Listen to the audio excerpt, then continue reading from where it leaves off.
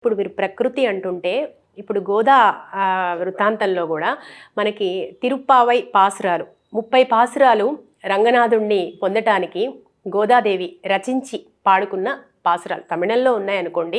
అయితే ఈ పాసురాల్లో ప్రకృతి వర్ణన కనబడుతుంది, అలాగే మనిషి నడవడిక కూడా చాలా చక్కగా చెప్పడం, అంటే ఇటు తత్వాన్ని అన్నిటినీ బోధించినట్టే ఒక రకంగా పాసురాలను అర్థం చేసుకుంటే. ఒక్కసారి మీరు ఆ పూలమాల కడుతున్నప్పుడే ఆ పూలలో ఉన్న సౌరభాన్ని సౌందర్యాన్ని దారానికి గుచ్చుతూ మాల కడుతూ ఆయనకు సమర్పించుకుంది కదా. ఆ పాసురాలలో మీరన్నట్టుగా ప్రకృతిని ఎంత వర్ణిస్తూ అప్పుడు ఆహ్లాదకున్న వాతావరణంలో భగవంతుడితో తాను రమిస్తూ ఆయనతో తన మనసులో కలిగిన అనుభూతులన్నింటినీ చక్కగా రచన చేసి ఆయనకు రోజుకొకటి సమర్పించుకుంది. ఏమ్మా అందులో ఇంకొకటి ఏమిటంటే, ముఖ్యంగా మన భారతదేశంలో ఒక గొప్పతనం ఏంటంటే, మన సనాతన ధర్మంలో ప్రతి స్త్రీ కూడా పెండ్లి కాకముందు భగవంతుడినే భర్తగా భావిస్తుంది, పెండ్లి అయిన తర్వాత భర్తను భగవంతుడిగా భావిస్తుంది. అదే ఇక్కడ గోదాదేవి మనకి నేర్పించింది. అంటే భర్త మళ్ళీ ఎలా ఉండాలి?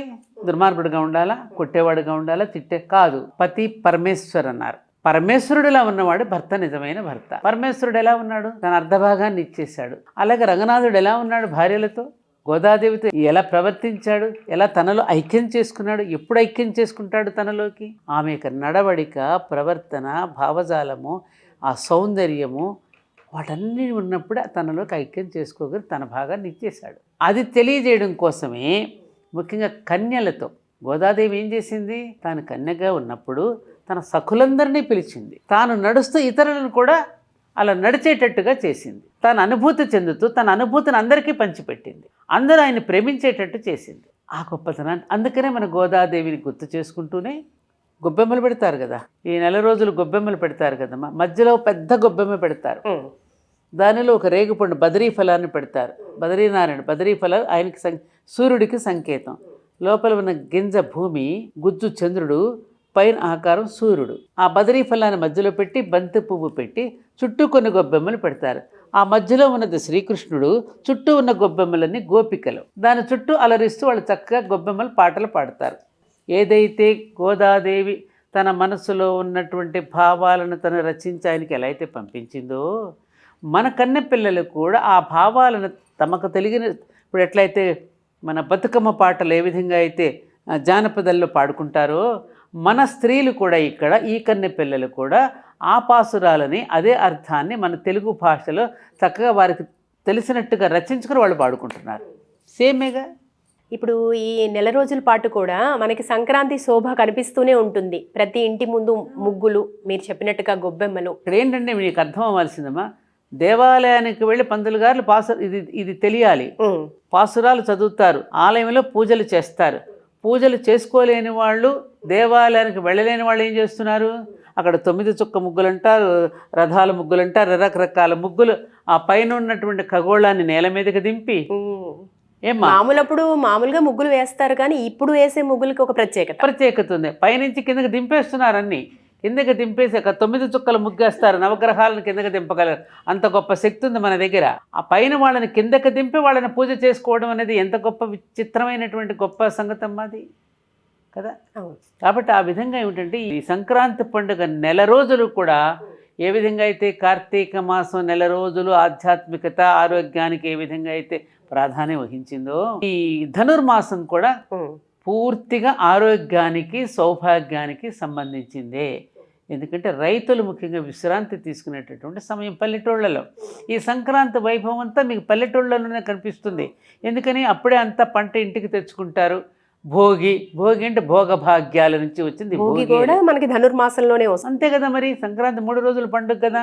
ఆ భోగి అంటే అప్పటి వరకు కష్టపడినటువంటి రైతులు పంట వచ్చిన తర్వాత ఆ పంటను ఇంటికి చేర్చుకుని ఆ భోగభాగ్యాలతో ఇంటిల్లపాది అల్లుళ్లతోనూ, కోడళ్లతోనూ, కూతుళ్లతోనూ, మనవళ్లతోనూ వీళ్ళందరితో కుటుంబం అంతా ఒకటి కలిసి దాన్ని అనుభవించడానికి కావలసినటువంటి ఒక సంబరాలు చేసుకుని గొప్ప పండుగ ఇది కదా. అప్పుడే కదా అతను పాపం 6 కాలం కష్టపడి సంపాదించిన పంట ఇంటికి చేరగానే ఆయనకు పండుగే కదమ్మా. ఆ పండుగను 10 మందితో పంచుకోవడం అనేటటువంటిది. తనే తినుకోకుండా గ్రామంలో ఉన్న అన్ని వృత్తుల వాళ్ళని పిలిచి అందరితో కలిసి భోజనం చేసి తాను వండిన పిండి వంటలను ఇంటిల్లపాదికే కాకుండా చుట్టుపక్కల వాళ్ళకి, గ్రామంలో ఉన్నటువంటి అన్ని చేసుకోలేని అన్ని వృత్తుల వాళ్ళకి పిలిచి భోజనం పెట్టడం అనేటటువంటిది. అందులో మన తెలుగువారి ఇళ్లలోని పండుగలను గురించి తుమ్మల సీతారామ గారు ఎంత అద్భుతమైన పద్యాలు రాశారు ఆయన. నెల తప్పినట్టి కోడలి చేత నొకయెత్త భోగి పొంగలి పూజ పూర్తి చేసే, వంగి ముగ్గులు దిద్దు వధువుపై నీర్జల్లి గదువీడి చనునొక్క గడుసు మగడు. ఇలా అంటే ఆ ఇంట్లో సంక్రాంతి పండుగ వచ్చినప్పుడు కొత్తగా వచ్చినటువంటి అల్లుడు ఎలా ప్రవర్తిస్తాడో, ఆ ఇంట్లో ఉన్న బంధువులు మిగతా పిల్లలందరూ ఏ విధంగా ఈ సంబరాలు జరుపుకుంటారు అనే దానికి అద్భుతంగా వర్ణించారు ఆయన.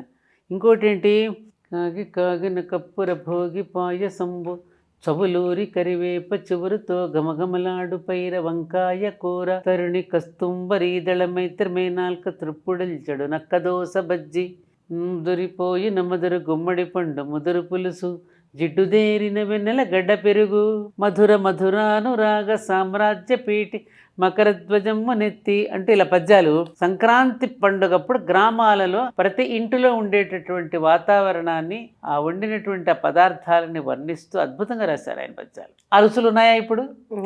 ఆ వాతావరణం ఉందా?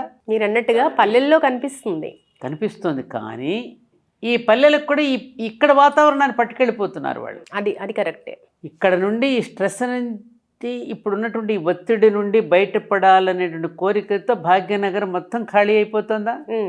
సంక్రాంతి పండుగ వచ్చిందంటే 3 రోజులు హైదరాబాద్లో రోడ్లు మొత్తం ఖాళీ. అవునా? వెళ్తున్నారు. వెళ్ళిన తర్వాత అక్కడ ఎంతవరకు ఎంజాయ్ చేయగలుగుతున్నారు అనే దానికి మనం ఒకసారి కొంచెం క్వశ్చన్ చేసుకుంటే, మళ్ళీ ఈ ఎచ్చులన్నీ అక్కడ చూపించాలి వాళ్ళు. భాగ్యనగర్ వెళ్ళి మేము అమెరికాలు వెళ్ళి మేమేం సాధించామో తెలుసా అన్నట్టుగా పల్లె వాతావరణాన్ని కూడా వీళ్ళు మార్చేసే పరిస్థితుల్లో తీసుకొస్తున్నారు. మళ్ళీ అక్కడ కూడా పర్యావరణాన్ని పాడు చేసేస్తారు. పల్లెటూరు వాళ్ళు కూడా ఇవి నేర్చేసుకుంటున్నారు. వాళ్ళు ఎంత గొప్పగా చేస్తుంటే మనం ఎంత గొప్పగా చేయాలనేటువంటి ఒక పోటీలో పడిపోయి పల్లెటూరులో ఆ వాతావరణాన్ని కూడా పూర్తిగా పాడు చేస్తున్నారు అనడంలో ఏమాత్రం సందేహం లేదు. నేను చూస్తున్నాగా. ఏదైతే నిజమైన ఎసెన్స్ ఉందో అది మిస్ అవుతున్నట్టుగా అనిపిస్తుంది. ఎందుకని? ఇంట్లో ఉండేటువంటి పిండి వంటలు ఉంటాయి. సంక్రాంతి పండుగ అరిసెలు. ఆ సమయంలో ఎటువంటి పిండి వంటలు చేయాలో వాటన్నిటికీ కావలసినటువంటి పదార్థాలని తయారు చేసుకుని తినడం అనేది మనకు ఆనవాయితీగా వస్తుంది. అవి మానేశారు. ఇక్కడ నుంచి ఈ మధ్యగా కొత్త వంటకాలన్నీ వీళ్ళు నేర్చుకున్నవన్నీ తీసుకెళ్ళి అక్కడ ప్రదర్శిస్తూ ఉంటారు. మళ్ళీ మొత్తం ఆరోగ్యం చెడిపోతుందిగా. ఒకప్పుడు ఒక ఇంట్లో వండుకుంటే అందరికీ పంచేవాళ్ళు. మీరు పల్లెటూరు వెళ్తే మీకు ఎడ్ల బళ్ళు, ఎడ్లు, పశువులు ఏం కనిపించవు అక్కడ. ఆ దొడ్ల నిండా కార్లే ఉంటాయి. అలా నేను అనేది అది. ప్రతి ఇంట్లో 20-30 ఈ కార్లు వేసుకుపోయిన వాళ్ళందరూ ఆ కార్లతోనే నింపేస్తారు. ఇంకా ఆ రోజున తినకూడని తినేస్తారు, తాగకూడని తాగేస్తుంటారు. అక్కడ వెళ్ళి ఆ ఎంజాయ్మెంట్ అంటే అక్కడ చేస్తుంటారు. ఆ వాతావరణం ఏం పల్లెల్లో ఏం కనపట్లేమ్మా మీకు? లేదు. అక్కడున్న వాతావరణాన్ని పట్టణాల నుంచి వెళ్ళిన వాళ్ళు పాడు చేస్తున్నారు. నేను చూశాను. నేను ఎప్పుడు ఏజెన్సీ ఏరియాకి వెళ్ళి అక్కడ అడ్డతీగల వెళ్ళి వస్తూ ఉంటే అక్కడ అద్భుతమైనటువంటి ఒక వాటర్ ఫాల్స్ అమ్మ వస్తూ ఉంది. అక్కడికి వెళ్ళారు మన వాళ్ళంతా ఎంజాయ్ చేద్దామని. కార్లు వేసుకుని 100 కార్లు వేసుకుని కార్తీక మాసం వనభోజనాలు. ఎంతో చక్కని వాతావరణాన్ని పాడు చేసి అక్కడ తాగేసి సీసాలు పడేసి వాటర్ బాటిల్స్ వేసేసి నానా బీభత్సం చేసి వచ్చారు. నేను అప్పుడు కారు దిగి వాళ్ళందరినీ మందలించాను. ఇదేనా చదువుకున్న వాళ్ళు మీరు చేసే పని అని. ఏమంటావు దీన్ని? ఏ పరమార్థం కోసం ఈ పండుగ పెట్టారు? ఏ పర్యావరణాన్ని కాపాడుకోవటం పండుగ పెట్టారు? అన్ని ప్రకృతితో ముడిపడినవే కదా మన పండుగలన్నీ. మరి అలా ఆచరిస్తున్నామా? మీరు పూజలు పరమార్థం అన్నారు కాబట్టి చెప్తున్నాను నేను. పూజలు ఆ పరమార్థాన్ని తెలుసుకోకుండా నువ్వు ఆచరిస్తే ఆ కర్మకాండ కేవలం అదొక తంతుగా మారిపోతుంది తప్ప దాని యొక్క అర్థం పరమార్థం లేని పూజలు ఎందుకమ్మా? సో ప్రస్తుతం ఈ పరిస్థితుల్లో అయితే మారినట్టుగా కనబడుతున్నాయి. భక్తిలో ఒక కమర్షియాలిటీ కనబడుతోంది. అలాగే మీరు అన్నట్టుగా పండుగలు పరమార్థం కూడా మారిపోయింది మొత్తం. అయితే మాట్లాడదాము ఆ విషయాల గురించి.